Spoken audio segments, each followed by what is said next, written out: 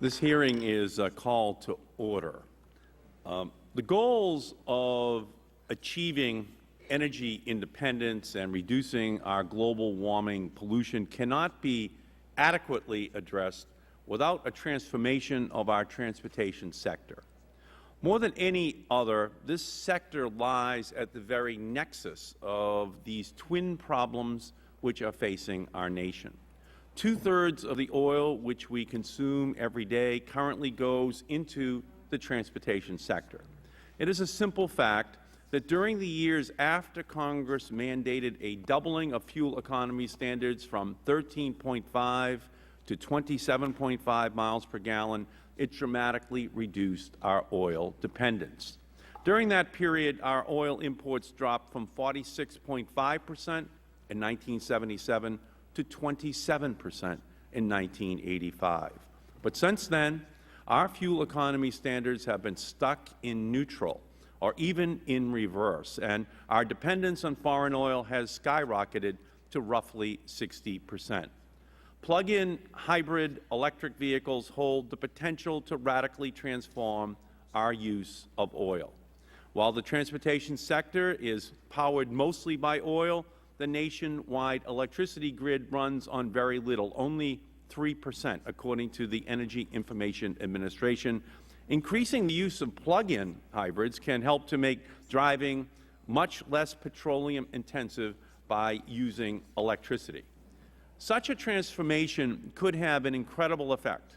According to the Department of Energy's Pacific Northwest National Laboratory, replacing our passenger vehicle fleet with plug-in hybrids could reduce our oil consumption by 6.5 million barrels per day and our global warming pollution by 27%.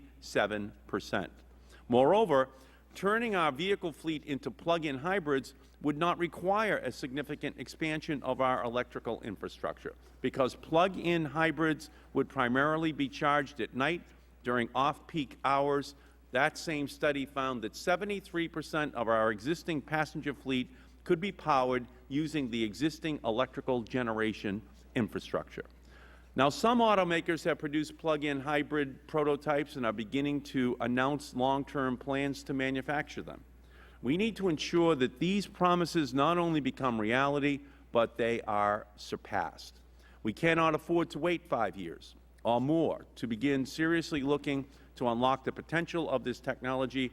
It is already possible to convert the roughly 1 million hybrid vehicles that will be on the road this year into plug-in vehicles capable of getting 150 miles per gallon.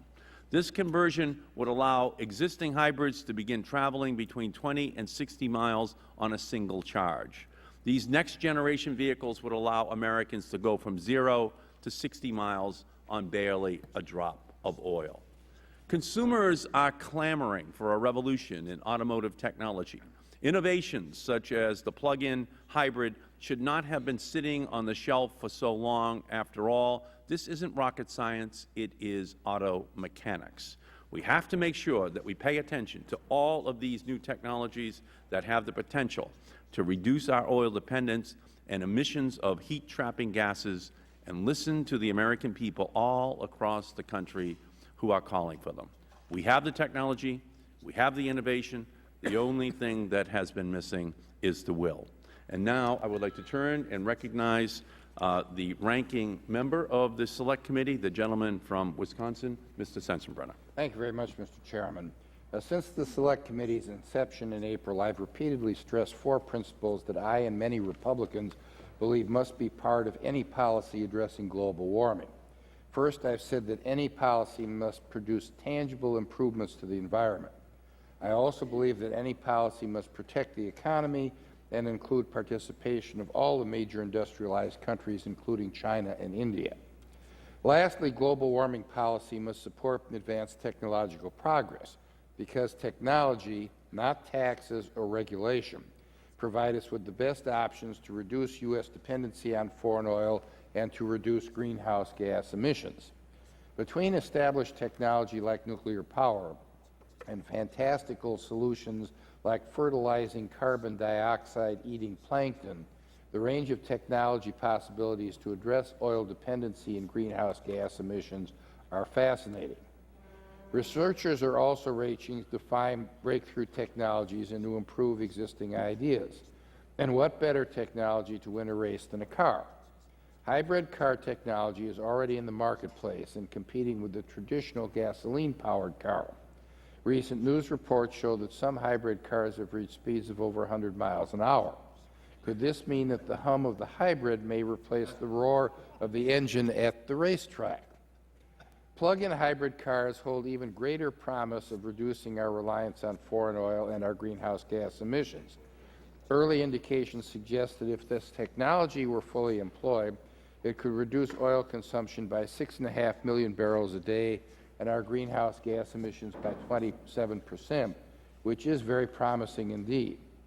So will plug-in hybrid car technology be the winner of this race to free us from foreign oil and greenhouse gases? The answer is I don't know, and I don't think anybody else does either. And it shouldn't be up to me or any of my colleagues in Congress to decide. Ultimately, it should be consumers who decide when they choose which products they will buy. After all, with gas prices what they are, I doubt it will take a congressional mandate to sell a car that gets 150 miles to the gallon. Despite its promise, plug-in hybrid technology is expensive, and it's still unclear if it's effective on a mass scale. To be sure, it appears that this technology is still a breakthrough or two away from being parked in everyone's driveway. Maybe we'll see breakthroughs in hybrid technology, or perhaps there is another technology that will move us beyond gasoline, such as biodiesel, hydrogen fuel cells, or liquefied coal. Already we're seeing the private sector take an interest in private or plug-in hybrid technology. Last month, Internet giant Google announced it would partner with A123 Systems to help fund research that could produce a much-needed breakthrough in battery durability. I am pleased that A123 Systems President and CEO David Vio is here to inform us about the research into this technology. On Monday, Ford Motors and Southern California Edison announced a joint initiative on plug-in hybrid research. That's also good news. But while Ford Motors CEO Alan Mulally said that plug-in hybrids could probably be in showrooms in 5 to 10 years, he made no firm predictions or promises. Like any smart business, Ford Motors is waiting to see if technology develops before making a significant financial commitment. And we all know the U.S. domestic auto industry is not awash in cash these days. Congress should heed this example and be careful in its commitments, especially when it comes to funding research. Sure, there's promise in plug-in hybrid technology, and I'm glad to see that the private sector is willing to fund R&D. But I caution my colleagues against believing technological breakthroughs are merely as a result of money and funding. For nearly 4 decades, Congress has devoted billions to nuclear fusion research, hoping for a breakthrough in energy production. So far, we are still waiting for commercial results. We can't afford to wait 4 decades for a breakthrough that will release us from our dependency on foreign oil. We now know that hybrids are fast, but the question is, will they be fast enough to win this technological race? I hope today's hearing will help us begin to answer this question. I thank the Chairman for the time and yield back the remainder of my time. Great. Gentleman's time has expired. The Chair recognizes the gentleman from Washington State, Mr. Inslee, for an opening statement. Thank you. Over the break, I experienced the yin and yang of global warming. I want to share this with the committee. The yin was I went hiking Saturday up in the Cascades in Washington State and saw mile after mile of dead and dying fir trees killed by the budworm that can ravage our forests because it doesn't get cold enough to kill them anymore. Sunday, the next day, I went to Everett, Washington, and saw the rollout of the Boeing 787 Dreamliner, an incredible piece of technology that reduces CO2 pollution 20% per passenger mile, 1/5 less CO2 emissions because of the use of technology. Yesterday, I talked to a guy named Dave Moore who works at Vulcan Inc. in Seattle. He's one of the first to have a Prius plug-in that uses an A123 battery system. He got it in Boulder, had it converted in Boulder, Colorado, drove it back. The first 100 miles, he got 80 miles a gallon. He does better now. He plugs it in at work, and I chided him because he's stealing electricity from Paul Allen, but he says it's only 15 cents a day. so it's not much of a hit. So he commutes 30 miles each way to work and spends 15 cents a day for the energy to run his car in his daily commute. And the number that got me in his description of his plug-in Prius is that it has been, he finally, since he got the car several months ago, he has driven 1,200 miles before he had to put a gallon of gasoline in it. And I think a promise to Americans that you can drive to work 30 miles a day, spend 15 cents on your fuel, and go 1,200 miles before you spend $1 to Saudi Arabia is a pretty good deal. And it is not future rocket science. It is here today. Plug-in hybrids are the technological cavalry. They have arrived just in time, and we've got to make sure they get implemented. Great. Gentleman's time has expired. Chair recognizes the gentlelady from Michigan, Ms. Miller. I will save my time for the questions, Mr. Chairman. Thank you. Chair recognizes the gentleman from Oklahoma, Mr. Sullivan. I waive, Mr. Chairman, and I'll submit my opening statement. Chair recognizes the gentleman from Oregon. Thank you, Mr. Chairman, and I look forward to reading through the testimony. Unfortunately, I've got some conflicts this morning. I'm going to have to leave a bit early. But I'm proud to announce I think I'm probably the newest Prius owner on the panel. My big old Chrysler died last a couple of weeks ago back here, and I went out and bought a Prius, which I've been wanting to do for some time because I wanted to get better gas mileage, and certainly it reduces emissions as well. I'm intrigued by the notion of plug-in hybrids.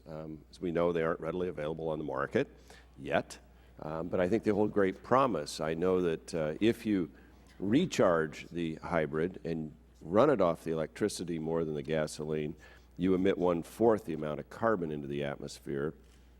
If the electricity production comes from gas-fired energy, I mean, you still got to have electric energy produced somewhere. So there are other trade-offs, certainly, in the environment. In the Northwest, we're fortunate because we have a huge hydro grid.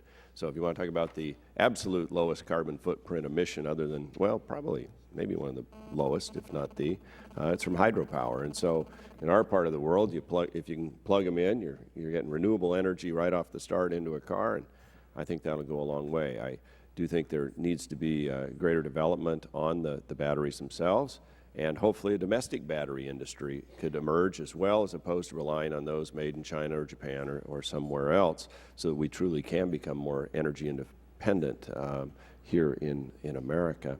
So I'm intrigued by all of this. I intend to take the testimony with me, and apologize for having to leave early today, but I look forward to America moving forward. The final comment I would make is in Central Oregon, there's a company that has been on the forefront of hydrogen fuel cell technology, and I know they're working with some automakers to use a hydrogen fuel cell to power some of the electrical needs of a car, which, as we know with all of our gadgets, is rather significant now and is today powered through gasoline, producing the electric energy that's used in the car. So there's some interesting innovations that can come about in the years ahead that will help move us off our dependence on oil, and that's a good thing. And so thank you for the hearing, and I thank our witnesses for being here today.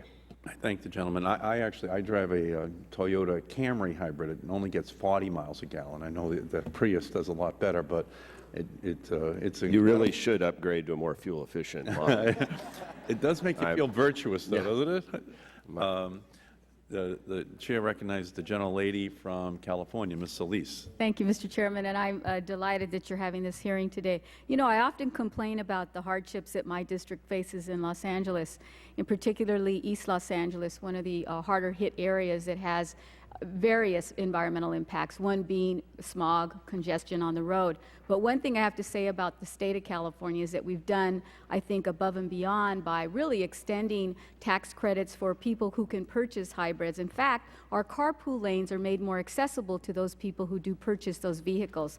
And I'm really proud to say that today we've heard mention from the other side of the aisle about the innovations that are coming forward from places such as obscure districts like mine in the city of Rosemead, in 32nd District, where Southern Cal Edison is embarking on this partnership with the Ford automotive industry, and I think it's wonderful that those creations are occurring back home in Southern California. We need to continue to promote that, and as a strong advocate to see that we do as much as we can and bring about change at the local level, the grassroots level, because I really believe that our young people and our children, when we see them at our local schools, often ask about what are we doing about changing climate change, and what are we doing to help improve the environment, and what kind of future am I going to have? And I think we all have a responsibility to act responsible and to make good decisions. So I applaud the witnesses for being here today, and thank the chairman for the opportunity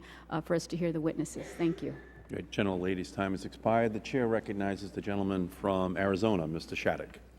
Thank you, Mr. Chairman, and I'm glad to join in this love fest. I want to thank you and compliment you for holding this hearing today on plug-in hybrid vehicle technology and its potential to reduce our reliance on oil, and particularly on imported oil. I believe it is one of those great opportunities for bipartisan cooperation. Clearly, it is incumbent upon all of us in America, and especially upon policymakers, to pursue alternatives to oil and alternatives to imported oil, and plug-in hybrid technology holds great potential. In my state of Arizona, we face air pollution problems, and we face long commutes, and the possibility of being able to do those with hybrid vehicles that run on electricity and do not further pollute or cause additional greenhouse gases is a great potential. I certainly agree that there are tremendous possibilities for hybrid vehicles, and in addition to the gain we can achieve from them in terms of issues of environment and issues of global warming, there is also the issue of strategic concerns. And I want to compliment all of our witnesses for being here and thank them, but in particular I want to note that I have heard Mr. Gaffney say on a number of occasions that oil should be a normal commodity and not a strategic one. And I am greatly concerned about our excessive reliance on imported oil from nations who are often not our friends and who are hostile to us. I look forward to hearing from the witnesses today in our testimony, but I, like my colleague Mr. Walden, have a conflict, and so I will have to leave for at least part of the hearing. But I do want to compliment you. I would note that in the Energy Policy Act last year, I inserted language to encourage the U.S. Department of Energy to ramp up its development of battery technology. I think it's well known that we lag behind the Japanese in battery technology, and that's one of the reasons we are not as far ahead in hybrids and plug-in hybrids as we might be. Fortunately, that language remained in the bill and is now law, and we are doing more aggressive things. I hope we can do even more. This is certainly a step in the right direction. We need to pursue every alternative energy source we can, and again, I compliment the chairman on the hearing. I thank the gentleman, and I thank him for his participation and leadership on this issue. The chair recognizes the gentleman from Missouri, Mr. Cleaver. Thank you, Mr. Chairman. Thank you for the hearing. I will waive an opening statement in favor of questions at a later time. Thank you. Chair recognizes the gentlelady from South Dakota, Ms. Herseth Sandler. Thank you, Mr. Chairman. I, too, will forego my opening statement, but with your indulgence, would just like to point out that I drive flex fuel vehicles and look forward to the day when I can drive a plug-in flex fuel hybrid, and look forward to Mr. Gaffney's testimony. Thank you. Great. Chair recognizes the gentlelady from Tennessee, Ms. Blackburn.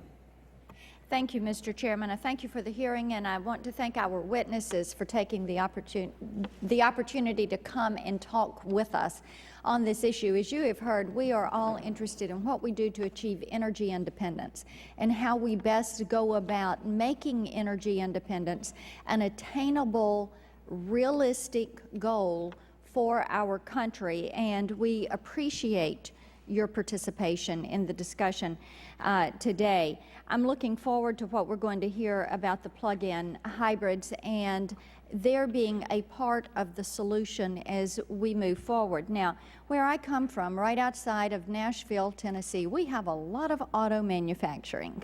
And there is so much creativity and so much innovation that is going on in this industry, and we want to be certain that we encourage that. Mr. Shattuck just talked about provisions he had in the energy bill we had passed 2 years ago now, and then we're also working on an additional bill that is going through our committee, just finished our Energy and Commerce Committee, and we're looking at how we spur that innovation. I do have some concerns.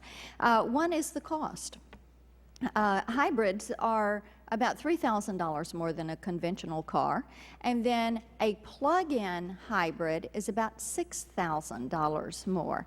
And as you're talking with consumers, that becomes an obstacle. So that is something that I'm concerned about. Then you look at the battery, and the battery is only going to last a 6 to 8 year period of time. Then you have the disposal problem with the battery. So those are all obstacles.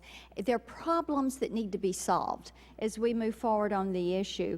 As we view this, I want to be certain that we don't pick winners and losers on energy technology. There should be choices through a free market for our consumers, and right now Americans are choosing not to buy hybrids, and it's only 2% of our new car sales.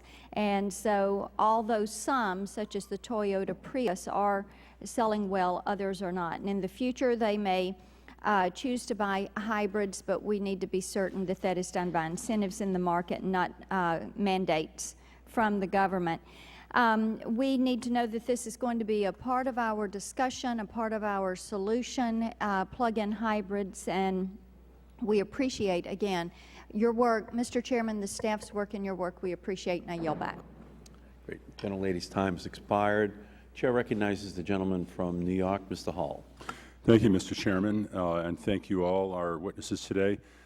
In its brief history, this committee has addressed many of the critical topics related to our dependence on foreign oil and the impacts of global warming, but the subject of today's hearing may be the most important yet. The overwhelming majority of our dependence on foreign oil is directly tied to the cars we drive.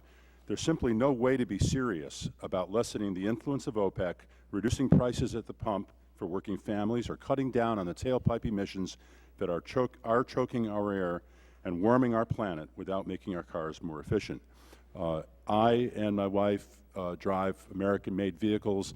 I decided to vote with my dollars for an American-made hybrid. I could have had 20 miles per gallon more by buying a Japanese hybrid, but I wanted to show that at least if they build it, some of us will come. And I believe, actually, that it's essential that we compete as a country and that our industry compete for the efficiency market, because that is a big part of why U.S. auto manufacturers are losing market share when one compares American hybrids and the average mileage available on an American car with that available in a Japanese or another foreign-made car. I've also noticed that there are currently systems available for my car which would take it from 30-some miles per gallon to 60-some miles per gallon as a retrofit, and for the Prius, which would take it from 50-some to over 100. In the third market, aftermarket, third-party market, the systems that are being built by small companies that inherently have to cost more money to the consumer because they're not dealing with the scale and the quantity of hundreds of thousands of vehicles that the original manufacturers could crank out. So the sooner that we hopefully all get on board and use the ingenuity that we've been hearing about and the creativity and the technological prowess this country is famous for, the better. The challenge for this Congress is how to push plug-ins over the final hurdle and help them to cross from being a novelty to being the norm.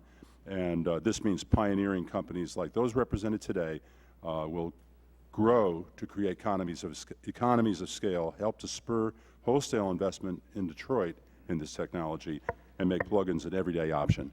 And I yield back, and thank you, Mr. Chairman. Thank you. The gentleman's time has expired, and all time for opening statements by members of the Select Committee has expired. We'll now turn to hear from our witnesses. And I would like to begin by recognizing our first witness, David View, who is the President and CEO of A123 Systems.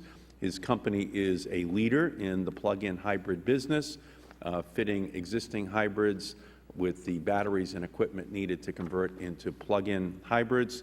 Mr. View brings more than 30 years of experience in high technology and component businesses. We welcome you, Mr. View. Whenever you feel comfortable, please begin. You have to push the button there, sir. Okay.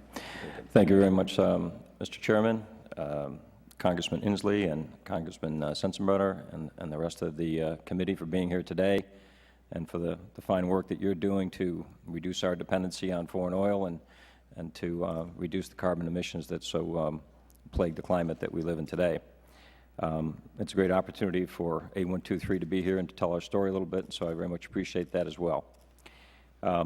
Outside this building today, we have a couple of demonstration vehicles that implement some of the technology that you've spoken so eloquently about.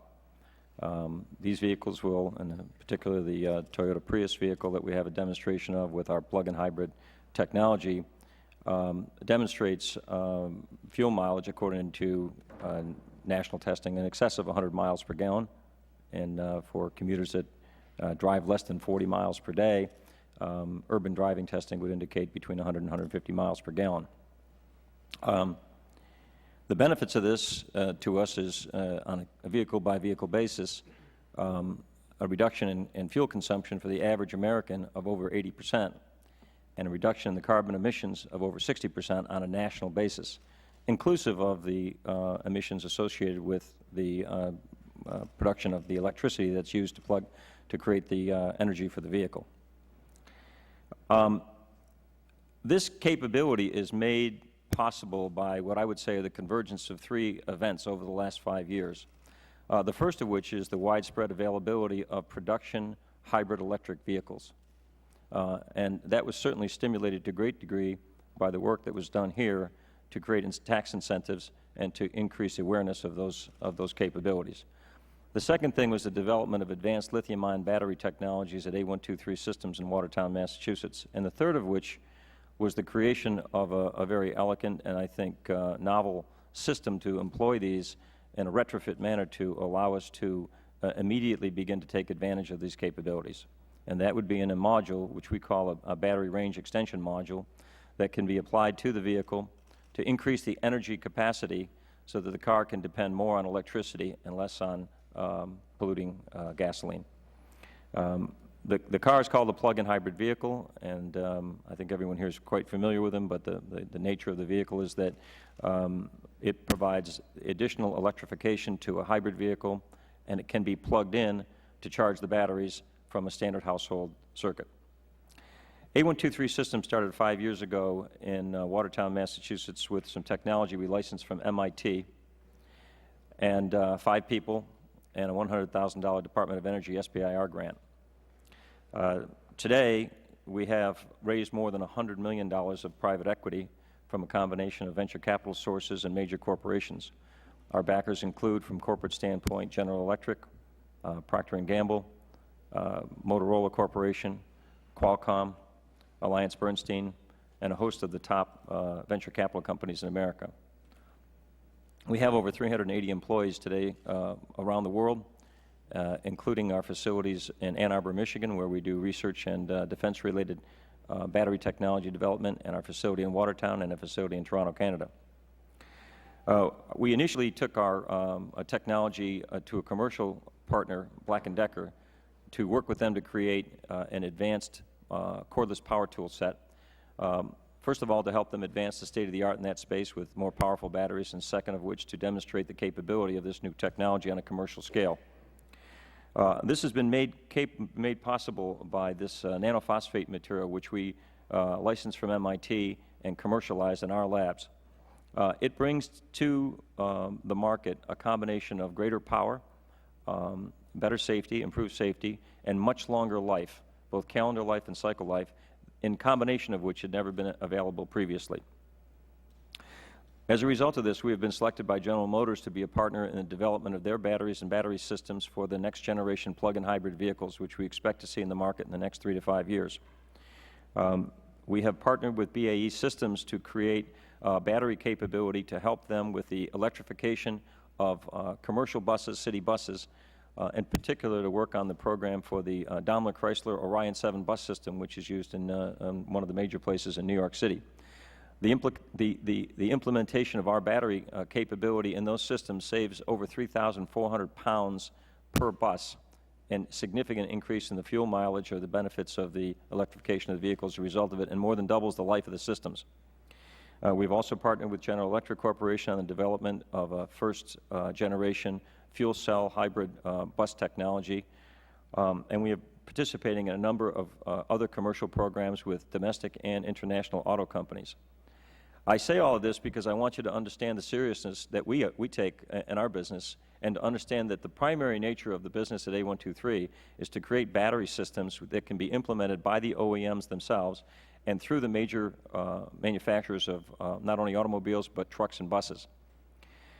But we have a message today, which I hope is the one key message I can leave with you, is that we believe that in all the legislation that you have pending in front of you here today in Congress, nothing is greater than this plug-in hybrid vehicle module conversion and bring forward the opportunity to get a savings of 80% reduction in fuel usage on a consumer basis and a 60% reduction in emissions with little or no change in the infrastructure we have, and it can be done in the immediate future. I think it's a very strong statement, and that's why we as a company have been supporting the activity of creating an aftermarket opportunity, building modules that can be put in vehicles not 5 years from now, but tomorrow. These vehicles, there's certainly some criticism at times about aftermarket activity and some concerns about the viability of it. I will say to you that we are very serious about making sure that these vehicles have been NHTSA tested for safety and crash readiness and EPA certified for emissions to provide the increases that we have and improvements that we have so testified to. These systems can be installed in less than... If you could summarize. I'm sorry. So in summary, I want to thank you for this opportunity here. The cost of the systems is a bit significant today. We look forward to your support with tax credits, and we thank you for the opportunity to be here. Thank you, Mr. View, very much. And you'll have plenty of opportunity during the question and answer period. Our next witness, Rob Lowe, has earned an Emmy nomination, 2 Golden Globe nominations for his work on The West Wing. He joins us after most recently transitioning from White House Communications Director on West Wing to California Senator and Republican presidential candidate in the new show, Brothers and Sisters. He believes that America is ready for a great leap as well. Mr. Lowe is a nationally recognized environmentalist. We thank you for coming to testify today. Whenever you're ready, please begin. Thank you, Mr. Chairman.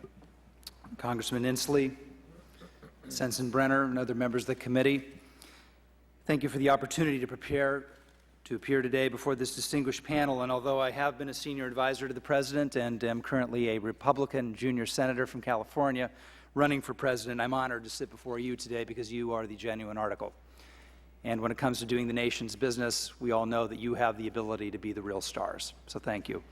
Like many Americans, I have watched with increased frustration as our country drifts under the status quo without any concrete national policy for energy independence. With the issue of global warming entering the cultural zeitgeist, it seemed like that might break the deadlock, but so far it appears to have not. And now, in a war on terror in which our oil addiction helps fund our enemies, and we ask our best and brightest to serve and sometimes to die, at least in part, to protect our oil needs, surely we here stateside can and must use this critical moment in time to at last begin implementing a responsible and practical plan for energy independence. And a large segment of the public already knows this. I believe American consumers are patriotic and they're smart, and they want to do their fair share. They've heard of the potential of these electronic cars, fuel cells, and the dreams of hydrogen, but today and even in the near future, they can't go out and actually buy any of these dreams. And that's why I've come here today. I would like to suggest that with your help and the help of your colleagues, we may in fact be able to pave the way to use existing breakthrough technology to bring far more efficient green cars to the American public right now. New American technology exists today that can transform most conventional hybrids getting 40 to 50 miles per gallon into plug-in hybrids getting 100 to 150 miles per gallon. Can go 40 miles on a single 4-hour charge, costs 60 cents. You plug into a standard electrical outlet, and it can save the average consumer over $1,000 a year and fleet users up to $3,500 a year in gas costs while saving 100 tons of CO2 emissions over the life of the car. I recently heard about A323 systems and their batteries, which are powerful, smaller, safer, and longer lasting than anything else on the market. They fit in the spare tire well. They can increase the onboard electrical storage by many multiples and cutting gasoline consumption by 80%, emissions by 60%. Now, I'm not a Mensa member, but I play smart guys on TV, so I wanted to know more. And I found out that the technology has been chosen by GM. I've read the independent assessment done by the Department of Energy's premier Argonne lab in Chicago last summer, which resulted in 150 to 250 miles per gallon in urban driving. And then I checked with some friends who have the cars themselves, and they confirmed these results. Now, I found this to be amazing. And with this education, I came here today to ask you, why not exercise your leadership right now to put in place a wartime-like mobilization plan to find out if this new technology can cut our oil consumption by 80%, starting right now. Certainly, Congress should be able to provide the same kind of early user tax credits for these plug-in modules that were so critical in bringing down the prices and jump-starting the current growth in demand for standard hybrids. And obviously, game-changing advances are sometimes met with indifference or even resistance from the establishment. But that said, can't our amazing and powerful Detroit automotive industry be given a message that together with effective incentives to speed up their conversion to plug-in hybrids by using this or any other technological advance? You know, in the West Wing, someone asked my character, Sam Seaborn, why he wasn't practicing law at a big law firm, making a lot of money, and instead was grinding it out in a life of public policy. And he answered with this story. In 1940, our armed forces weren't among the 12 most powerful in the world. But obviously, we were going to fight a big war, and Roosevelt said the United States would produce 50,000 planes in 4 years. And everybody said it was a joke. And it turns out it was, because we produced 100,000 planes. We gave the Air Force an armada that would block out the sun. That's the spirit we need here. So in the end, the choice before the nation and congressional leadership is simple: waiting years for any viable mass-marketed plug-in under the status quo, or a major push now to jumpstart the conversion of plug-ins from the growing millions of hybrids coming to our roads. With what's at stake in the world today, it's not much to ask. We've done far more in the pursuit of far less. And yet, when inspired, our government is capable of amazing achievement. As I once said on the West Wing, over the past half-century, we've split the atom, we've spliced the gene, and we've roamed Tranquility Base. We've reached for the stars, and never have they been closer to being in our grasp. New science, new technology is making the difference between life and death, and we need a national commitment equal to this unparalleled moment of possibility. That was fiction. We're here today to deal with reality, but the stars are aligned. The time is now, and patriotic and smart Americans await this Congress's successful efforts. I thank you for your time and for your service to our country. Thank you, Mr. Lowe, very much. Next witness is Frank Gaffney. He is the founder and president of the Center for Security Policy and a leading thinker on the national security implications of our energy dependence. He was the Deputy Assistant Secretary for Defense for Nuclear Forces and Arms Control Policy and Assistant Secretary of Defense for International Security Policy under President Reagan. Mr. Gaffney, welcome, and whenever you're ready, please begin. Mr. Chairman, thank you. I want to pick up on what I guess it's Senator Lowe said about the national security implications of the plug-in hybrid option.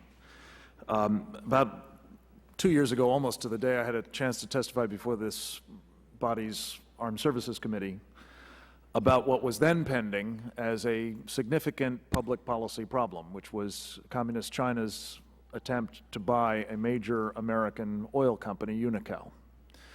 And I testified, and it's reprinted here at length, and if my full testimony would be part of the record, Mr. Chairman, I'd be grateful. But the key point of it was I believe that China has appreciated a lesson that I'm not sure we have internalized as well as we should, which is that energy insecurity can translate into tremendous national security problems. Indeed, I think it was a catalyst for World War II when the Imperial Japanese feared that they were not going to have access to the energy needs that they believed they needed because of growing competition or perhaps the determination by the West to deny them access to them in the Western Pacific.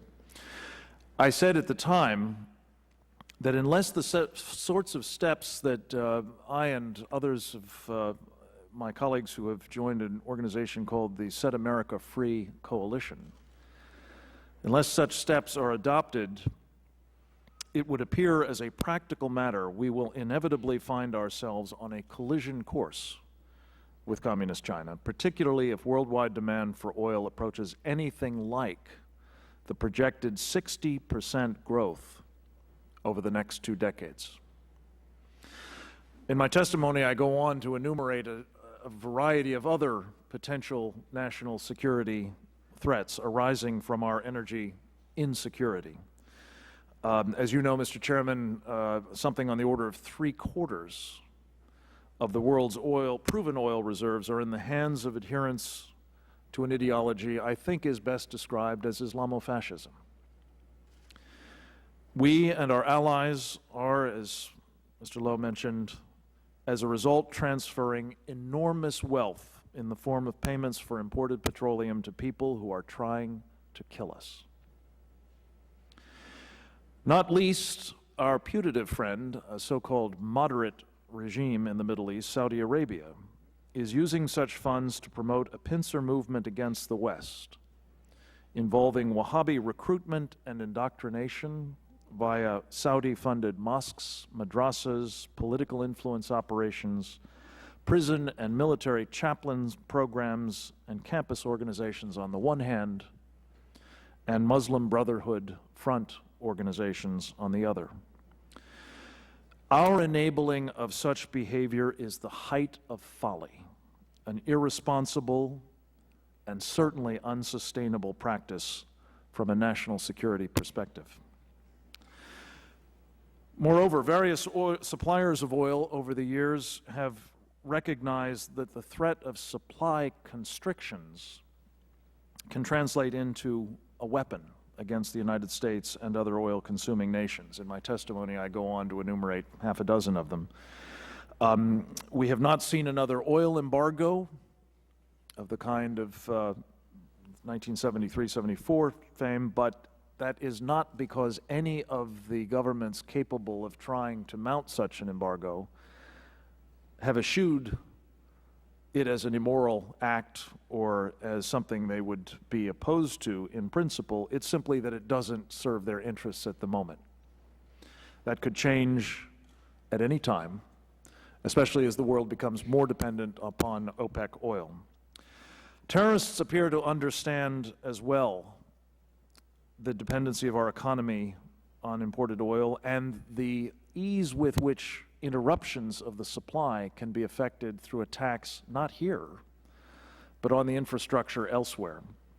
In fact, had the Abqaiq processing facility in Saudi Arabia not narrowly avoided a devastating attack, we would be, even now, in the midst of a full-blown energy crisis as a result of that facility being offline for some time. What is to be done?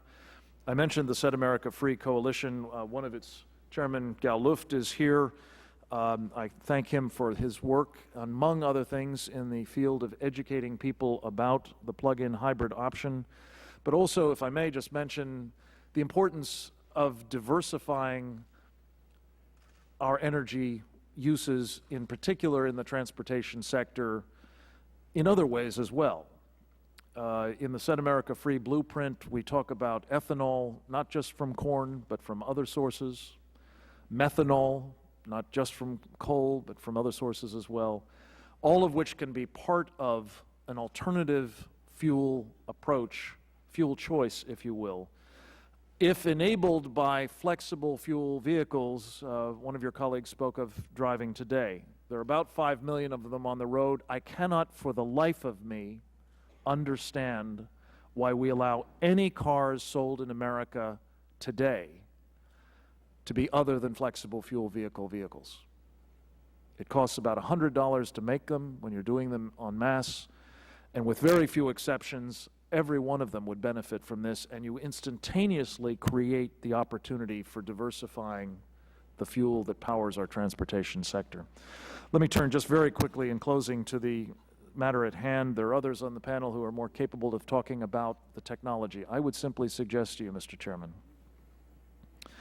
that the kinds of steps that you and your colleagues are now taking that constitute a veritable tsunami behind the idea of bringing to market, not in 10 to 15 years, but today, a technology that may not be perfect today, but could rapidly begin to address the problem that we're facing, the insecurity that arises from our dependency, particularly in our transportation sector, from the consumption of inordinate amounts, very inefficiently, of oil, most of which comes from people who are trying to kill us. I began with a threat from China. Let me close with one. It's my understanding that we may well see coming to Walmarts near you the Cherry, a vehicle Communist China proposes to sell for something, I'm told, perhaps as little as $7,000, maybe $10,000. Perhaps for as little as $12,000 to $13,000, thanks to their dominant position, with all due respect, in the battery technology business.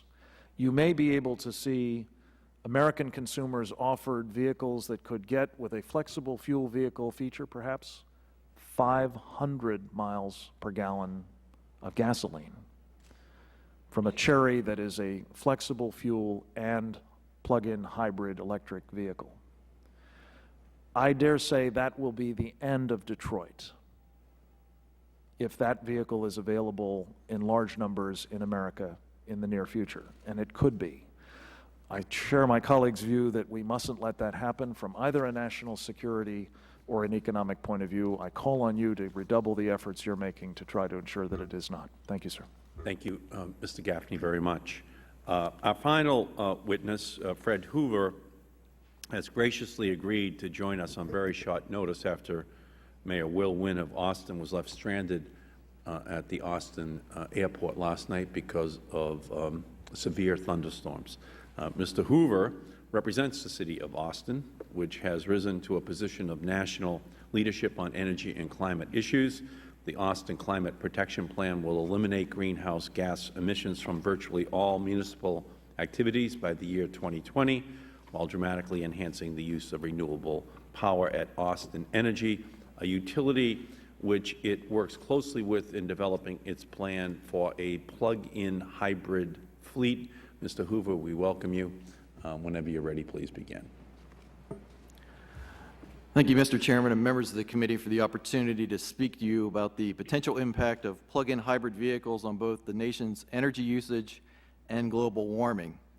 The City of Austin has an exceptional asset in its municipal utility, Austin Energy.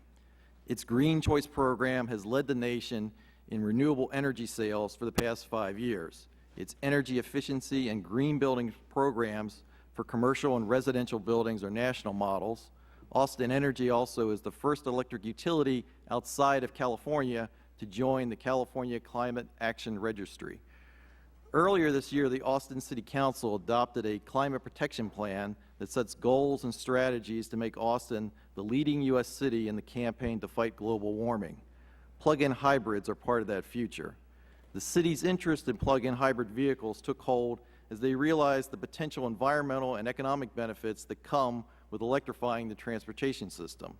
These are reducing foreign oil with domestic resources for energy independence, reducing greenhouse gas emissions from vehicles, powering vehicles with renewable energy, reducing air pollution in urban areas, and lowering fuel costs for consumers.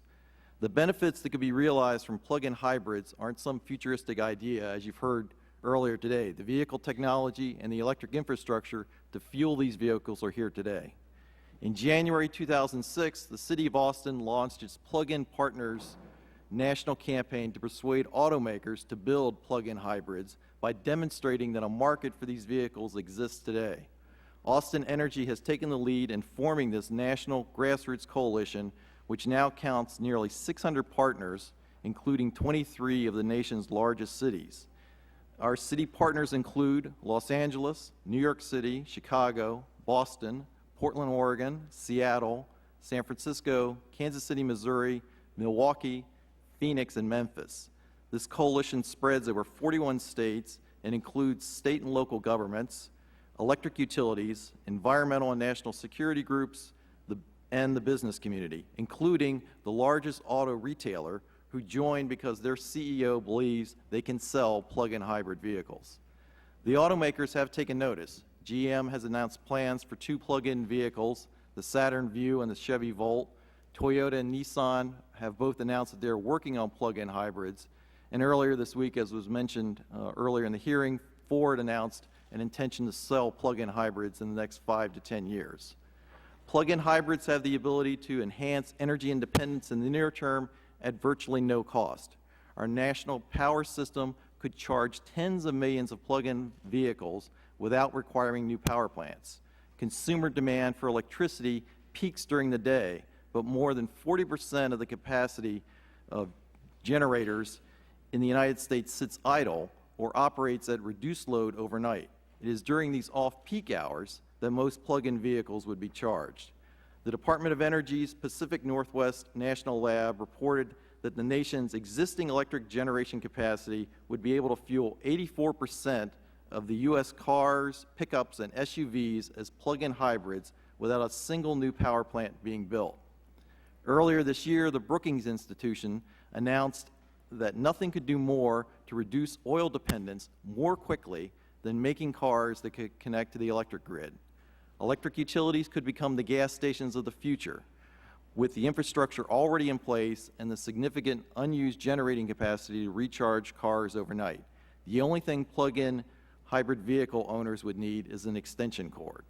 Plug-in hybrids offer the most promising approach to reducing carbon emissions in transportation.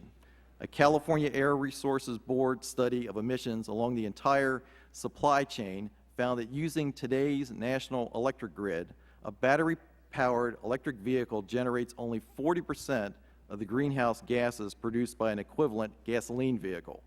This would also shift the emissions that impact the public health from urban areas out to power plants where they are more easily controlled. As the nation's grid becomes greener, so would the transportation sector. Austin Energy produces a lot of wind-generated energy, mostly at night, which provides a perfect fit for environmentally friendly plug-ins. The green choice customers of Austin Energy would be fueling their plug-ins with wind from West Texas instead of oil from the Middle East. The environmental benefits of hybrids will be substantially increased as you enact federal policies encouraging the greening of the energy grid. As U.S. energy prices that currently run about $3 a gallon for gasoline and the national cost of electricity at 8.5 cents a kilowatt, a plug-in hybrid runs on the equivalent of 75 cents per gallon of gasoline. And given that half the cars in U.S. roads are driven 30 miles a day or less, a plug-in with even a 20-mile pure electric range could reduce petroleum fuel consumption by 60%. In summing up, Austin Energy is willing to put its money in support of this effort. It has committed $1 million in rebates to customers who purchase plug-in hybrids when they become available. The consumer tax credits for plug-in vehicles offered by Congressman Doggett of Austin in the House Renewable Energy Bill, coupled with these rebates, will help put plug-ins on the road and start us to the road to energy independence. Thank you. Thank you. Thank you very much, Mr. Hoover. And we thank each of you for your opening statements. And we'll now turn to questions from the committee members. And the chair will recognize himself for an opening round of questions.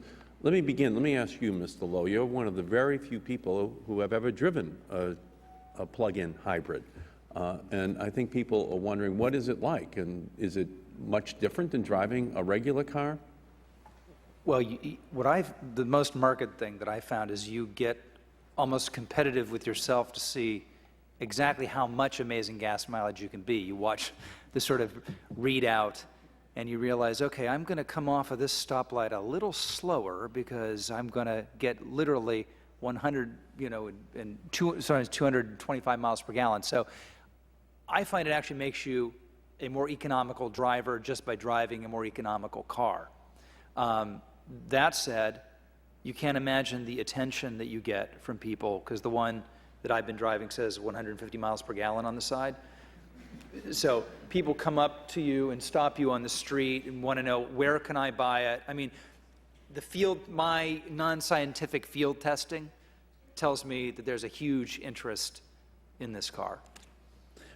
Well, and so people want to know, Mr. Gaffney, is this a commercially viable idea, or is this just some, dream that that people have?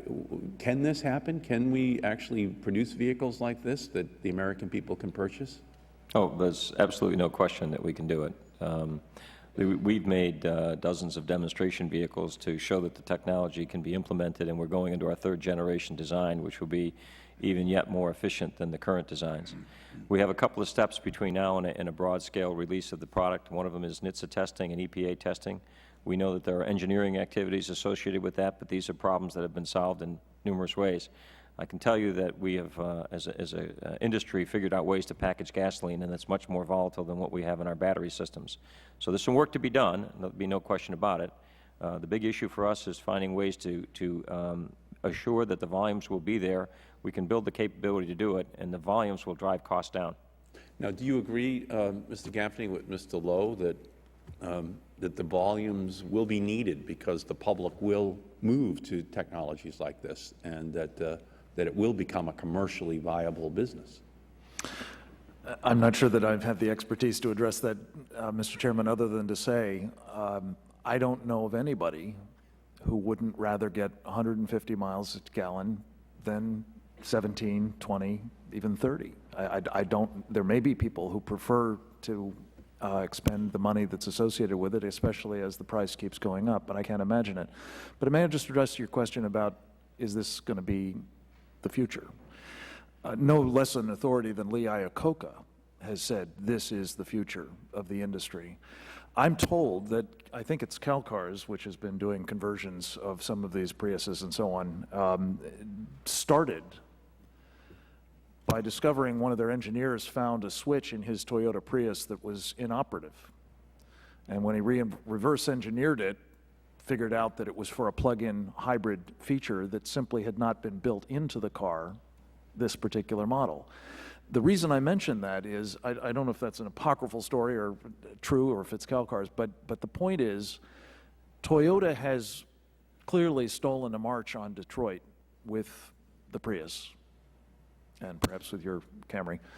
But what is most important, it seems to me, is if their principal reason for not introducing as quickly as they can a plug-in feature is that it didn't jive with their marketing plan, which, as you know, has been built around the motif that you don't have to plug it in, as a way of distinguishing the plug-in, the hybrid they're making now from the General Motors electric car, which some people were frustrated about did not have sufficient mileage.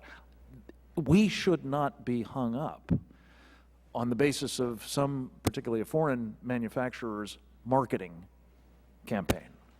And I believe that this is a wake-up call for Detroit. If indeed there will be a Detroit in the future, it should be based on the idea that they need to get in front of these kinds of technologies using American know-how and wherewithal wherever possible.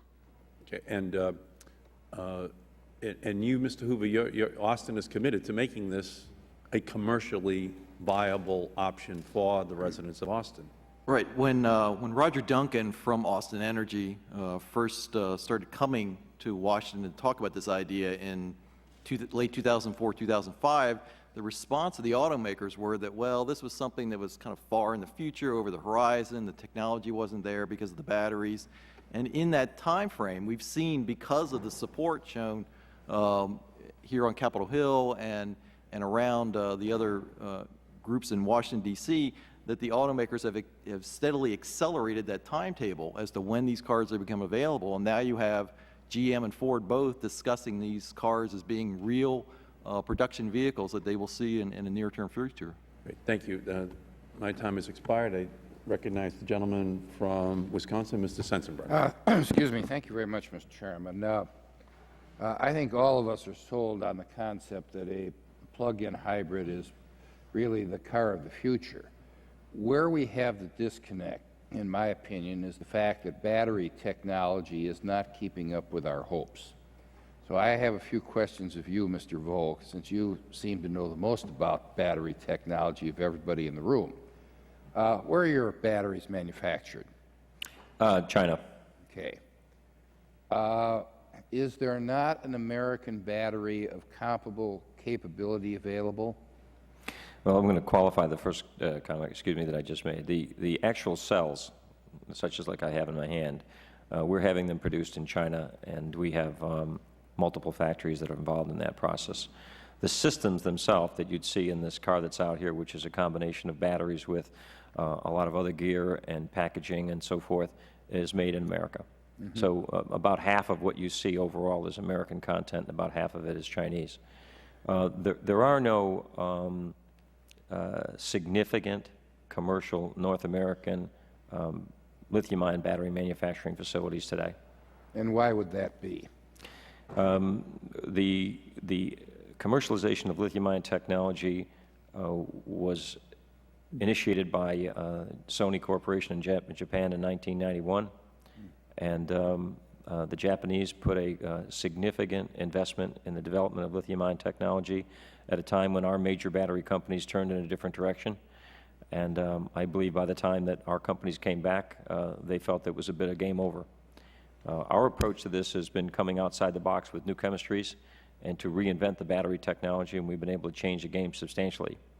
I will say it isn't out of any personal desire to go build batteries anyplace outside of the U.S. We made a decision that was somewhat defensive to the company's security, which is to make sure that we took advantage of the lowest cost available materials and resources in the shortest possible period of time to secure a position of global competitiveness for our company.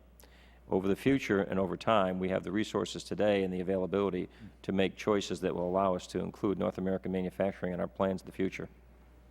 Well, if I were in your position, Mr. Vo, I would have made the same decision. So I'm not critical of this, but the concern that I think we have as policymakers is, aren't we exchanging a dependence upon foreign sources of energy from the Middle East, a lot of the folks there don't like us, for foreign sources of energy being made in China with, lithium-ion batteries? And what do you think Congress can do to be able to jumpstart the North American capability of manufacturing those components that you currently have to go to China to get? I think there's three pieces of this puzzle in order to make sure that we're successful in this initiative today as a country. One of them is the early term incentives to create awareness and drive demand, increase volume. The second is to spend more money as a nation in the investment and research to drive cost and improve efficiency of the lithium-ion systems that we have employed today. And the third one is the creation of an independent pilot scale and at least small, capable manufacturing scale to demonstrate American manufacturing competencies. And I believe that it would make a great deal of sense for us as a people to invest initially in those factories to get that up and running. I agree with what you say. Now, I've been a veteran of the Science Committee for most of my 29 years in Congress. And early on, I did an awful lot of overview of the non-nuclear energy research that the Department of Energy sponsors, and a lot of that includes battery research.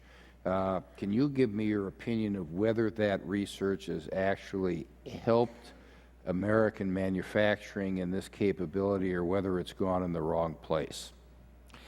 We have drawn on the resources of research activity around the country. Our people do that on a daily basis. The competency that we have at a fundamental research capability in America, I believe, is second to none. Where we have failed in the battery industry is in the commercialization and execution. So that investment that has been made has provided some dividends. The technology that we're employing today is considered by the industry to be the leading technology for plug-in hybrid vehicles of the future. Thank you, Mr. Chairman.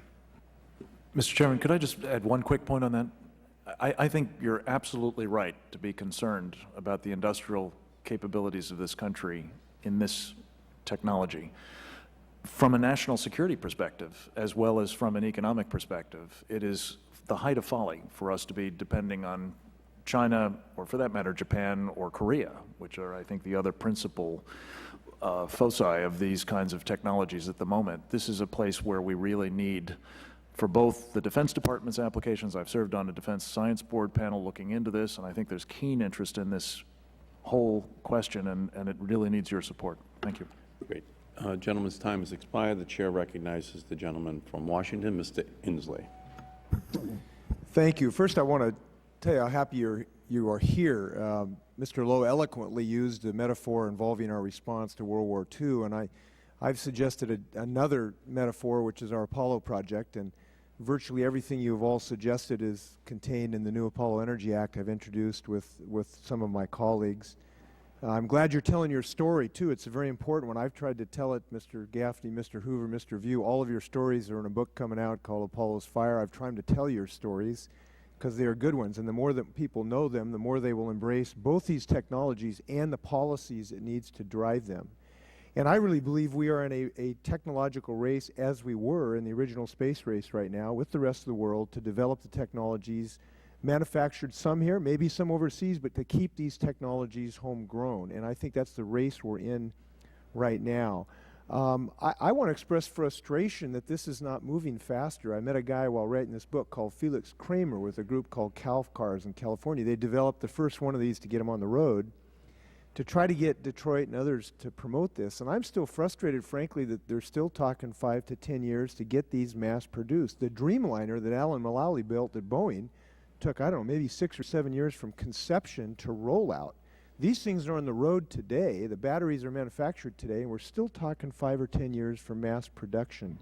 What would you suggest is the most important thing we can do to accelerate that rate of getting them on the road? Anyone could help me on that. Well, two suggestions. One that's already been discussed, targeted funding for research on the batteries to help make sure that the commercialization happens sooner.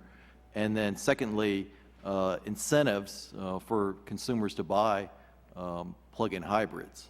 As I mentioned, Austin Energy is willing to put its money up for those types of incentives, but I think the federal incentive that was done originally for hybrids was a big part of that. I formerly served in the Maryland state government. We had a state incentive to encourage people to buy hybrids back when they first came to the market, and it had a lot to do with pushing that. So I think those types of things can be done immediately. You'll be pleased to know I think both of those are going to be in our bill, and that we have a tax incentive for consumers to, with an increasing amount per megawatt hour of capacity. I passed an amendment with the help of others last week to develop an R&D program to develop the software we need to use these batteries as part of the utility grid, because now we have this tremendous ability to use batteries as a storage capacity for the utility grid. We had an earlier testimony from another committee member that said it might have an economic value of $3,000 for owners to essentially rent their battery to the utility to store the utility electricity in their grid while you're asleep at garage. That's a good way to make some money. We hope that'll happen. I wanted to focus and ask you all about the ability. I think, Mr. Hoover, you made reference to the fact that even on today's grid, which is mostly coal-powered, mostly dirty CO2-emitting coal-powered grid, even on today's dirty grid, we get CO2 savings relative to gasoline and other situations. And my perception is, as that grid becomes cleaner, as we move to more renewable resources, including perhaps clean coal someday, I believe this technology can get cleaner over time. In other words, a car you buy today is actually going to get cleaner over time because you're going to be using cleaner electricity. Is that a fair assessment? I would agree with that. I mean, our view has been, to put it in a simple way, it's much easier to control emissions from the generation side than from the tailpipe side. And previously what we've tried to do with automobiles is to deal with what comes out of the tailpipe and do things to that. If you change the mixture that the car runs on so that it's running on a cleaner fuel, you're lowering emissions and you're pushing the control of the emissions to one central place as opposed to thousands of tailpipes. Thank you. Quick question, Mr. Review, as far as costs. Costs are high now relative. We're in a small manufacturing situation. They're obviously going to come down when we have these huge scales of economy. Can you make any projections about cost once we get to mass scale production for these vehicles relative to hybrid costs today? And also as far as operating costs, I've heard numbers as low as 1 to 2 cents per mile, whereas gasoline's at least 9 cents a mile to run your car. Could you address both those issues? Certainly, yeah.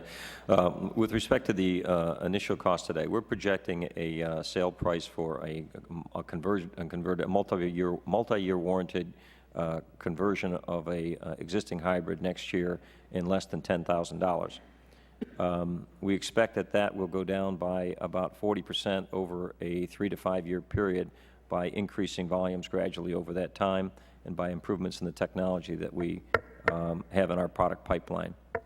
As far as the operating cost is concerned on the vehicle, we are expecting an 80% reduction in the consumption of gasoline and the associated cost. Now, one of the questions is the cost of the electricity that's used at night. In some areas of the country and the world, smart metering is being implemented to take advantage of the lower cost of electricity in the evening or as opposed to the daytime cost. And so in some areas where it's 10 to 12 cents per kilowatt hour in the day, the cost is now being provided for evening use of electricity in the 2 to 3 cent per kilowatt hour range, which the combination of which would make these systems even more cost effective. Thank you. Gentleman's time has expired. The Chair recognizes the gentlewoman from Michigan, Ms. Miller. Thank you very much, Mr. Chairman, and I think this entire hearing is fascinating. Certainly the subject matter is something I have a great degree of interest in, coming from Detroit, and outside of Detroit, I should say, but really Michigan, actually during World War II, was known as the arsenal of democracy because we had the manufacturing capability that literally built the armaments that led the world to peace. And yet now, the Congress seems to be making a conscious decision to bankrupt Detroit. And I appreciate the fact that, particularly Mr. Gaffney, my principal committee assignment is sitting on the House Armed Services Committee. And I wanted that committee assignment because I believe that the first and foremost responsibility of the federal government is to provide for the national defense and to protect the homeland. And yet, when we think about what the Congress is trying to do to achieve energy independence, energy security, which does equal national security, I absolutely do believe that, we have put Detroit in a bind because we expect the domestic auto industry to compete internationally with countries like building automobiles, with countries like Japan, which you mentioned about Sony making their investment. Actually, the Japanese government has spent over $1.5 billion on lithium-ion battery technology and doing the R&D. China, the government of China, is doing the same kinds of things. Healthcare costs that the foreign automobile industry does not have to pay, yet our industry obviously does have to pay. GM has over 1 million retirees right now that we are paying healthcare costs on. And we want to be an active participant in getting to where we need to be as a country. Yet we are so focused on the antiquated modeling system of CAFE, which is crazy. It's nuts. That was actually initiated in the 70s to get us off of consumption of foreign fuel. Since that time, our consumption of foreign fuel has increased by 100%. Now, I'm not a mathematician, but it seems like that is not working. Wouldn't it be better for us as a federal government to assist the domestic auto industry on R&D with lithium-ion battery technology and all of these kinds of things? Because if we do not do so, we are literally going to put the domestic auto industry out of business. Under the CAFE standards that just passed the Senate, Chrysler will go bankrupt because of their product mix. About 70% of the product line is SUVs and light trucks, et cetera. So we're going to bankrupt the domestic auto industry, how does that, I guess this is my question, how does that advance our national security interest and our energy independence interest to bankrupt the domestic auto industry, thereby only allowing our consumers the availability of buying foreign cars? I'd like to make at least the first comment on this. It's just that we need the domestic auto manufacturing capability now and in the future, and I believe that the cooperation of American technology that's being developed today by us and by others, by the way. There are a number of other companies working in the same field as aggressively as we are at this point in time, the combination of which can be very competitive on a global scale today. And I think that without that union of the two and without that available, our business is not going to be successful in the long term. Our opportunity is in the cooperation with General Motors, Ford, and Daimler Chrysler. Yet, I would just, because I'd like to hear your answers. Ford loses $3,200 on every Ford Focus that it sells, and they are selling these cars just to comply with these crazy CAFE standards. We will never be able to compete under this model. I'm very sensitive to the concerns you've expressed, particularly, as I said earlier in response to Congressman Sensenbrenner, the industrial base of this country is a national security imperative.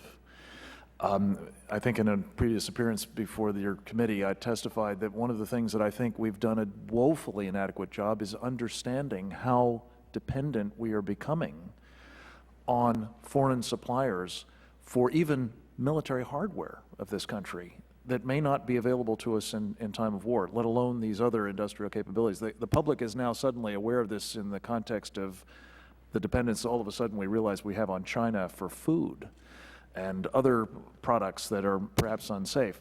That is a microcosm of a larger problem. Let me give you just one example directly relevant to your constituents.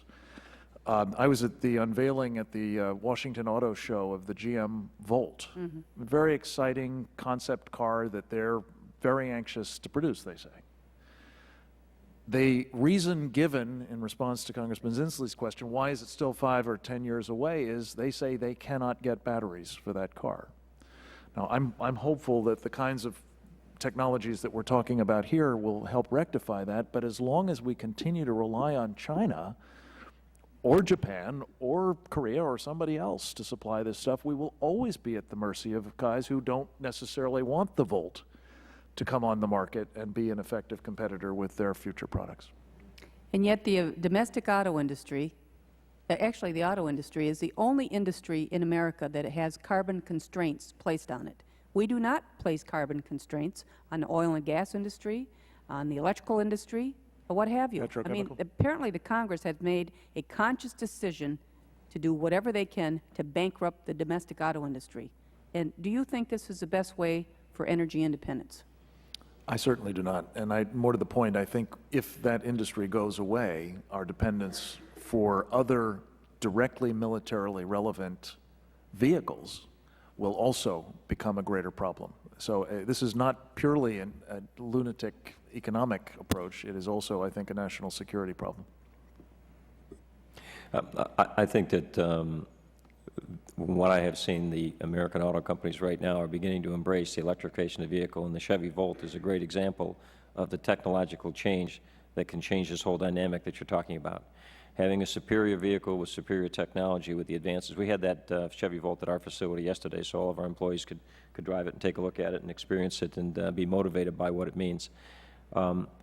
The key point right now is that we need to start something today and to demonstrate these capabilities. There are pockets of reluctance and resistance around the industry and around the world saying a lot of this can't be done. I think the key thing is we need to do some things, and then the combination of the two is going to strengthen the automotive competitiveness. Thank you, Mr. Chairman. Great. Gentlelady's time has expired. The chair recognizes the gentlewoman from South Dakota, Ms. Herseth Sandlin. Thank you, Mr. Chairman. I want to thank Mr. Cleaver for yielding his time to me at the outset to make a call at 11:30. But as I mentioned in my opening statement, I drive flex fuel vehicles. I drive a Chevy Impala that can fill up with E85, 85% blend of ethanol, and I drive a Jeep Liberty Common Rail diesel that can fill up with biodiesel. And given what Ms. Miller has been saying about the importance of our domestic auto manufacturing capacity. I think that Detroit has made a significant commitment in trying to find a competitive edge in light of a number of factors that she identified, and that flex fuel vehicle manufacturing has been where they have been trying to find the niche in light of some of the difficulty of getting access to these batteries for their hybrid manufacturing. So I don't want to in any way undercut, but rather enhance what Detroit has already done and the direction that we hope to incent as it relates to plug-in hybrid technology.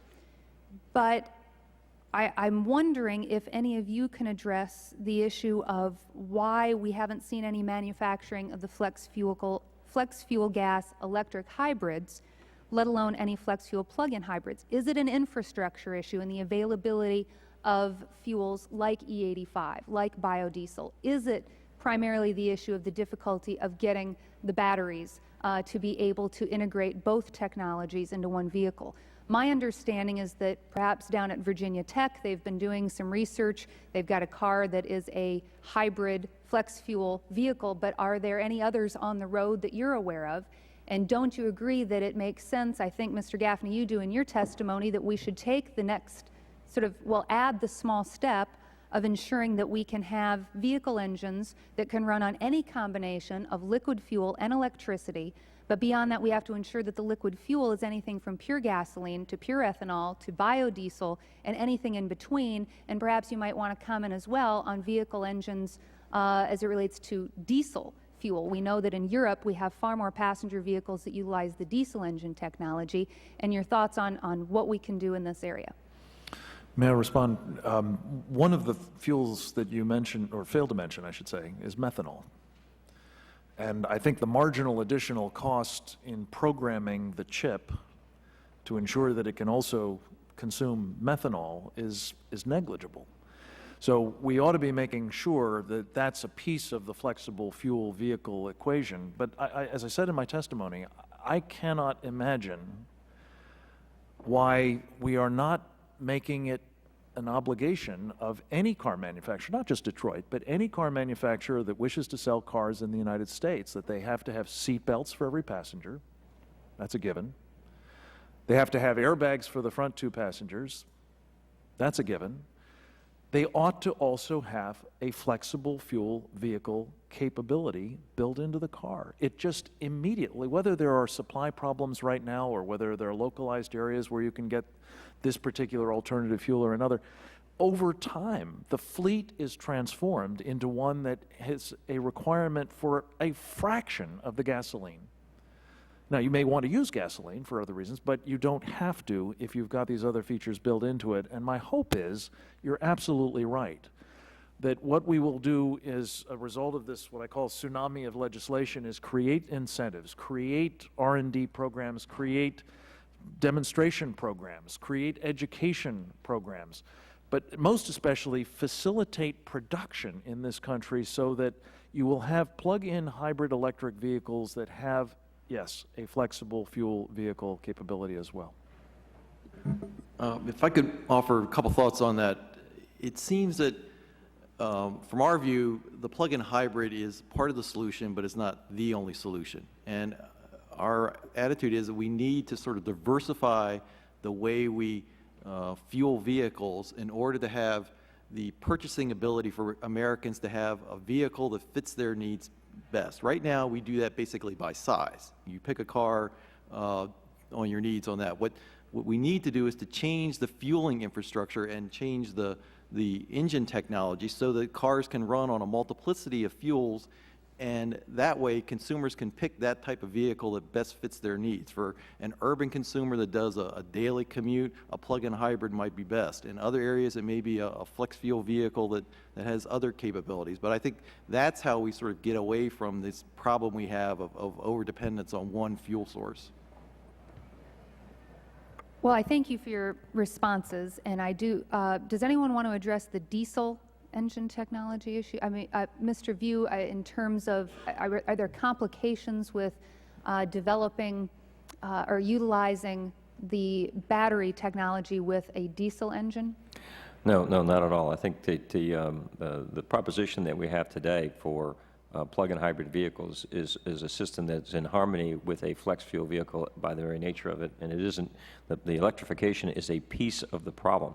I don't think anyone is suggesting that we are ready technologically to make fully electric vehicles. It's probably in the category of where we looked at fuel cell vehicles a few years ago. There's a lot more time to get to the point you have that. The Chevy Volt and I think the GM platform suggests that the proper combination for technology we have available today is a vehicle that runs on an electric motor with a series of batteries that power that. The batteries can be provided with energy from a number of flexible sources. One of those can be a generator that runs on biofuels, diesels, and a number of different materials, and it can be plugged in as well from a local source. So having that combination of flexibility is really what the American people want. They want to have a vehicle that they can use extensively, they can use efficiently, and with less pollution.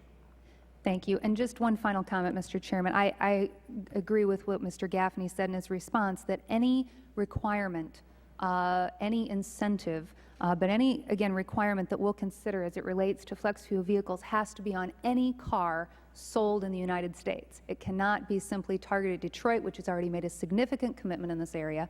And I think that, again, whether it's fuel choice, vehicle choice, is important. And then, of course, I appreciate what Austin is doing as it relates to the importance of smart grid metering, because we have a lot of wind in South Dakota, just like you have a lot of wind in Texas. And I think that we have tremendous opportunity for storage capacity in electric vehicles. Thank you, Mr. Chairman. Gentlelady's time has expired. Chair recognizes the gentleman from Missouri, Mr. Cleaver. Thank you, Mr. Chairman. Mr. Lowe, Senator, I'm sorry. Right now, there's not a lot of discussion about the fact that ethanol is subsidized at about 51 cents a gallon, which is tremendous. There's a tremendous subsidy, $4.4 billion a year. What do you think the federal government can do or should do that would encourage the manufacturers and the public to move significantly toward plug-in hybrids? Well, first of all, you have to understand is I'm playing a presidential candidate, so I'm loath to get into ethanol because I'd like to win Iowa. But that said, I think part of what certainly my thrust here today is to raise awareness that we're even having this discussion, that for those who are still in the flat earth society, that there's maybe not a problem with our environment, okay, let's take that off the table. Certainly you agree that this is a national security issue. So there are two wonderful reasons to be having this debate, and I think when the public tunes into this, I think that they'll be engaged. And as like I said in my testimony, I believe they do want to do their part. I have one of my best friends has just recently converted his whole fleet to biodiesel. He loves it. I've been driving this plug-in hybrid. I've been able to drive some other prototypes. When Governor Schwarzenegger was sworn in, all of his official fleet at the swearing in were prototypes from all over the world, and they were extraordinary. So I think in answer to your question, you have to lead the public into an area where they're ready to accept this and ready to take action. And on a parallel track, you need to be working with Detroit and also making sure that the other foreign manufacturers have the same amount of impediments is not the right word, but what's good for the goose needs to be good for the gander, I think. And so I think it's really a parallel track. I have a mobile office in Kansas City, where incidentally Ford Motor Company has a plant there that produces the Escape hybrid. But my mobile unit runs on vegetable oil, which costs about 70 cents a gallon. Now, it is true that you sometimes smell like a Big Mac, but... How's that for your diet? But I I agree with you, and that I brought this up because I think that there probably should be we should use every available source of reducing our dependence on foreign oil. And I think we make a terrible mistake if we think that we can solve this problem simply by getting more plug-in hybrids or E85 or any other flex fuel vehicles. There's a problem, and I'd like one of you someone to address. When we use flex fuels, the engines are not calibrated to operate optimally for any of them. And so the more we talk about flex fuels, we're also talking about not getting putting cars on the road that are operating at their optimum. Is that a concern that I should discard? What is the object of the exercise? From my perspective, the object of the exercise is reducing the amount of oil that we rely upon to power our transportation fleet. If we have alternatives to oil that may be used less efficiently in some respects, but that are indigenously available, that we're getting from products, and I would add to your ethanol question, the obvious immediate opportunities of sugarcane-based ethanol coming from sources other than dangerous Wahhabists and Islamofascists in the Middle East, for example, in Latin America. Also, the possibility that we will shortly see cellulosic ethanol become a real contributor. These are, in other words, alternative sources of fuel that you may be well right, are not as efficiently used, or that we consume more of than we might consume oil on a per mile basis. But yet, if the object of the exercise is to stop transferring wealth to people who are trying to kill us, I think that's a good trade-off to be making, and you're absolutely right. It's flexible fuel and these alternative fuels are just one piece of a comprehensive approach that we call, in the Set America Free Coalition, fuel choice. Thank you. Great. I thought I'd catch you talking. I could slip another one in. Thank you, Mr. Chairman. Gentleman's time has expired. Chair recognizes the gentleman from Oregon, Mr. Blumenauer. Thank you, Mr. Chairman. Mr. Vo, is there a conversion kit available for those of us who drive a Toyota Highlander hybrid? Not at this point in time. We do have plans to expand which modules we have available. We do have a Ford Escape, and we do have the Prius in small scale, but we're in the process of completing testing and then scaling up from there into different models. Would you keep me on your mailing list? We'll do that for sure. Thank you. Thank you very much. Mr. Lowe or others, I have a vision in the world of West Wing that if confronted with a recalcitrant Congress, that I could envision a president issuing an executive order that he's not going to wait for them, that since the Department of Defense is the largest consumer of energy in the world, since the federal government purchases thousands of vehicles a month, that he would just execute an executive order that says, after September 30th, we're not going to purchase anything that's not a hybrid, that doesn't have the dual fuel capacity, and that doesn't have the capacity for a plug-in conversion. I can envision this in the West Wing. I can also envision it in the next administration.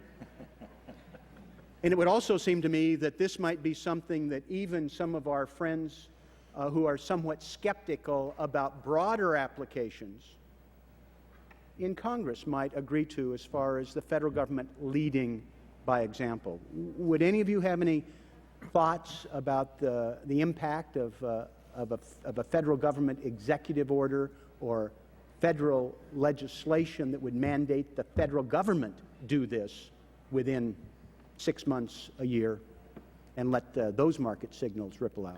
Well, I think you're right that my character would advise President Bartlett that that might be a pretty good idea. And I do think perhaps it's an opportunity to tell Detroit, look, we're going to pre-order a large number of these. You know, you're not going to go broke when you have the federal government buying X amount of vehicles. And listen, I'm really sympathetic to those concerns. I think we need to buttress that industry, and we need to not penalize that industry to the extent that we can. But, you know, there's been such a lack of the bully pulpit on issues like this.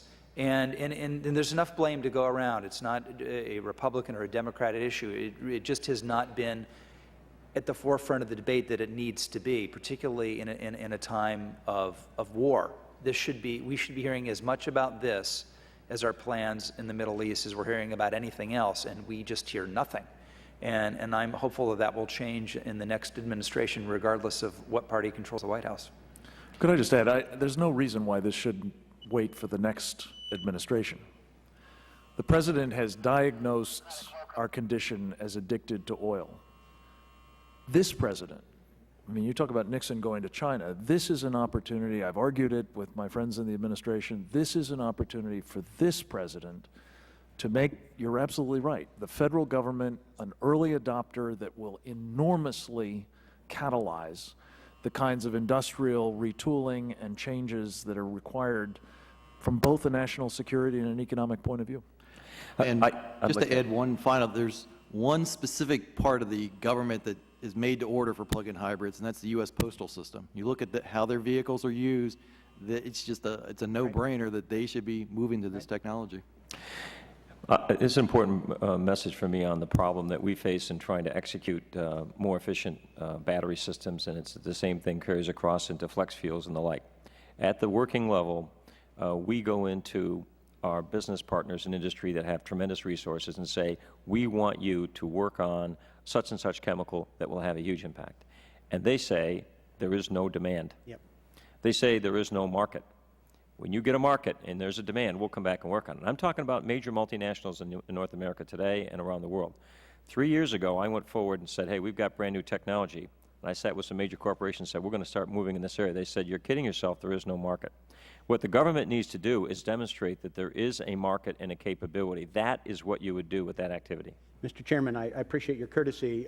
I feel extraordinarily strongly that a recommendation come from this committee that the federal government be that early adopter, that the federal government work with friends like here on this panel to decide what is the earliest feasible date, that we set down a marker.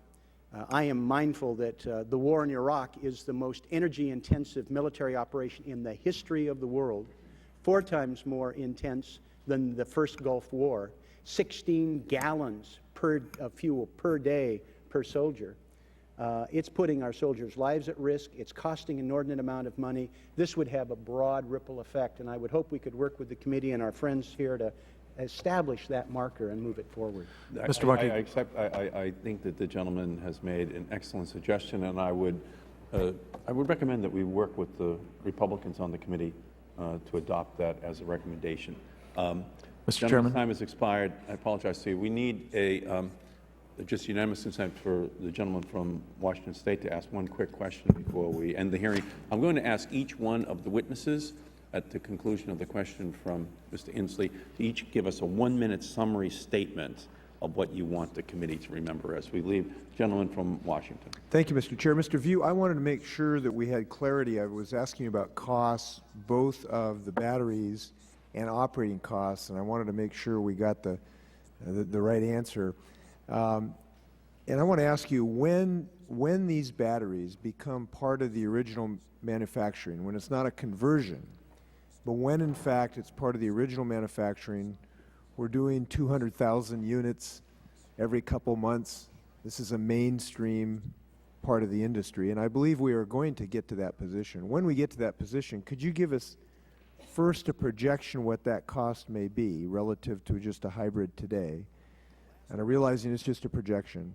And second, what the per mile cost at that point will be of running the car when it's on the electrical mode versus gasoline per mile today. Again, these are projections, but if you can just give us the best shot, we'd appreciate it.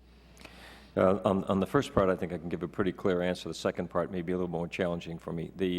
On the cost of the systems today, as we talk about a system that's available for less than $10,000 next year, coming down in the range of 40% over a 3 to 5 year period, this is a system that we create which has redundant capabilities in it to an existing vehicle. We must create a system that adds more materials and more competency than if you put it in the car. So clearly, if you build the system into the car, which is being done today, the cost is going to be significantly less, and I would say it'll be in the range of another 30 to 40% less than that by eliminating redundant components. So take that $10,000 system down to $3,000 or $4,000, and you have a system that could be implemented to create 80% fuel savings and 60% reduction in emissions. I don't have a number in the top of my head that tells you on a per mile basis exactly what that translates into. I'm not sure if I can get any help from anyone here. It'd be about 2 to 3 cents a mile, according to my colleague. And I think clearly you'll save money over the life of the car with those numbers. Thank you. Thank you. Thank you, Mr. View. Let's go in reverse order of the opening statements, and we'll ask each one of our witnesses to now give us their concluding comments that they want the committee to remember as we're moving forward with policy making this year. We'll begin with you, Mr. Hoover. Thank you, Mr. Chairman. From Austin Energy's viewpoint, what we've tried to do with plug-in partners is actually create a market research program for the automakers to demonstrate to them that there actually is a market out there. From our vast number of partners, there's a lot of interest in buying these cars. The only thing we ever get asked is how soon can we get them? Our view is that the Congress, through its appropriations, can support advanced battery research to make sure that the battery problem gets solved, and then at that point it becomes incentives both from the federal government's purchase of these vehicles to incentives for consumers to purchase these vehicles. Thank you, Mr. Hoover. Mr. Gaffney. Mr. Chairman, a quick point on Mr. Blumenauer's last comment. Not only is this an intensive, energy demanding environment in Iraq, one of the most dangerous things we're doing is moving fuel around inside the country. So there's a tremendous imperative. I mentioned I was on a Defense Science Board review of this. There's intense interest in figuring out how to make the Defense Department more energy independent, and this technology, I think, can play a role. We should not be in the business of picking winners and losers. We should be moving aggressively to facilitate an industrial base that taps into the best of these technologies and does so, I think, in a dynamic way.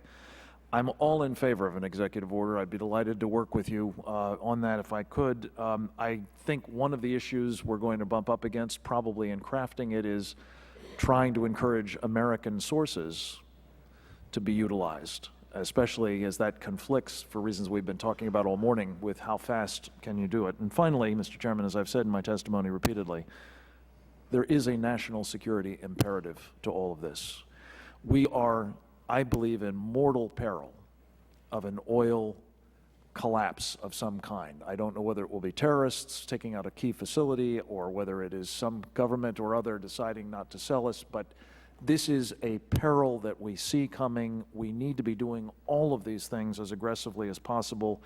I commend to you, if I may, Mr. Chairman, I'd like to submit it for the record, the Set America Free blueprint that this coalition of national security-minded people, labor people, all different kinds of environmentalists and so on have come together around, specifically because I think what it suggests is we will wind up doing every single one of these recommendations later, if not sooner, and later is going to be harder.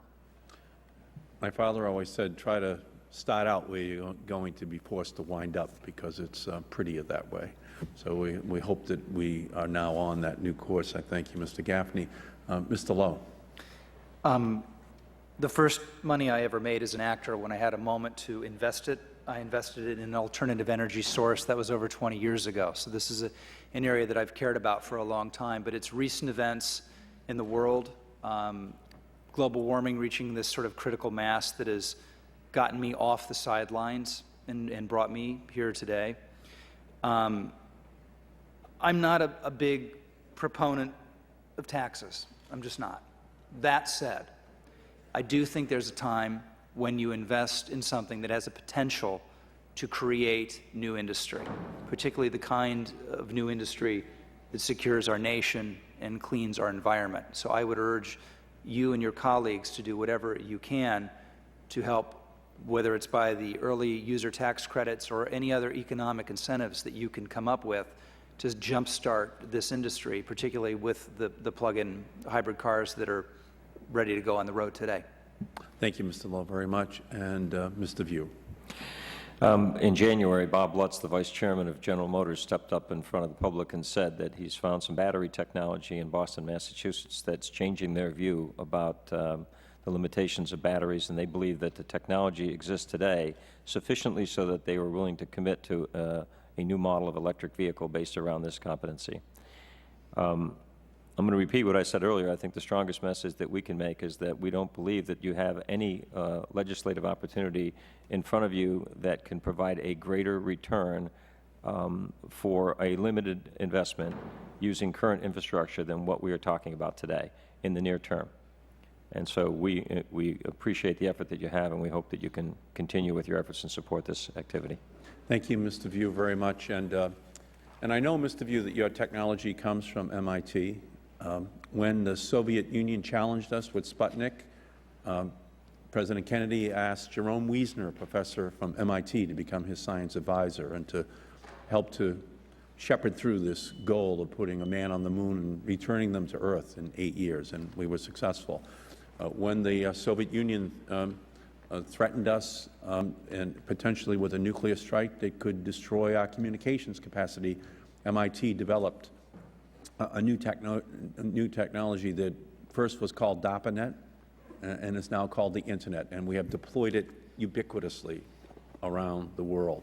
Hopefully your technology, the technology at A123, which has come out of MIT, can be embraced as well, at least as a concept that not only your company but dozens of other companies could accept this challenge to give us the capacity to break our dependence upon imported oil, but to give this technology to the rest of the world as well. It is that important for our energy security, but also our national security. And this panel, I think, has helped to really focus us on this issue. Speaker Pelosi created this select committee as her only select committee in her first 2 years as Speaker of the House, and it was to have these kinds of hearings. And I can promise you that in the legislation, which we're considering this year, the kind of tax incentives, regulatory changes are now being seriously considered that can hopefully open up these new technologies to adoption and to telescope the time frame it takes in order to see them deployed ubiquitously, not only across our country, but across the world. We thank you for your testimony today. This hearing is adjourned. Great job. Boy, you had a big impact. Oh, my God. It's not all bad. Yeah. Really? I would love to. I would love to, too. I've never seen